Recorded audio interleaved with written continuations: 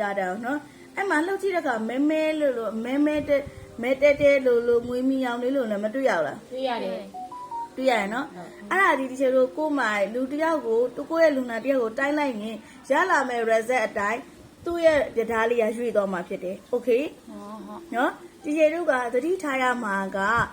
အော်ရကနေတိုင်းမယ်ဆိုရင်မတိုင်းရင်သတိထားမယ့်အချက်ကိုမေးရမယ်ဘာစားထားသလဲဘာတောက်ထားသလဲနော်ပူလုံးနာတွေအေးလုံးနာတွေစားထားရင်နိုင်ဝက်နေမှပြန်တိုင်းနော်တာမိုမီတာကိုအော်ရကနေတိုင်းမယ်ဆို10မိနစ်တိယူမယ်ရလာတဲ့အဖြေကိုဒီကျေတို့ကအတိအကျပဲယူမယ်နော်အဲ့လိုဘာလို့ပြောရလဲဆိုတော့အိတ်ဇလမှာနည်းနည်းကွဲပြားတာရှိရတဲ့ကြောင့်နော်အဲ့တော့အော်ရကအတိုင်း10မိနစ်တိတိုင်းရလာတဲ့အဖြေကိုအတိအကျယူဟုတ်ပြီနော်ဟုတ်ပြီဒီကျေတို့အော်ရနဲ့တိုင်းတာပြီးသွားရင်နောက်တစ်ခုကအိတ်ဇလာကနေတိုင်းတာကိုလေ့ကျင့်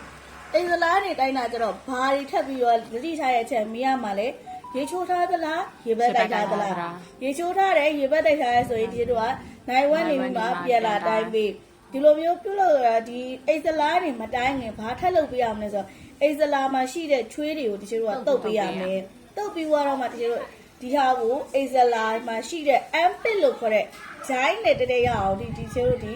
တာမိုမီတာအဖျားကိုထည့်ပြရဟုတ်ပြီနော်ဟုတ်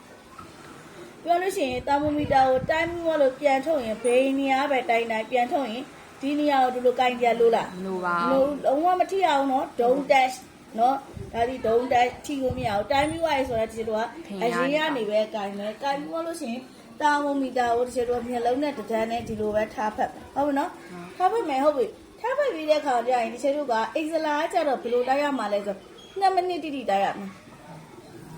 အိတ်ဇလာတိုင်းဘယ်နှမိနစ်ထားရမလဲ2မိနစ်တိထားရမယ်ရလာတဲ့အဖြစ်အတိအကျယူရမယ်ဟုတ်ပြီဒီချက်တော့အိတ်ဇလာကနေတိုင်းတာ2မိနစ်အချိန်မပေးနိုင်ဘူးဒီချက်ကြီး1မိနစ်ပဲတိုင်းစင်တယ်အချိန်မရလို့အမြန်တိုင်းရမှာဖြစ်တယ်โอเคရတယ်1မိနစ်တိကျတိုင်းလိုက်ပြီးတော့ရင်ဘာလုပ်ရမလဲဆိုတော့ရလာတဲ့အဖြစ်ရဲ့ကိန်းပြည့်မှာ +1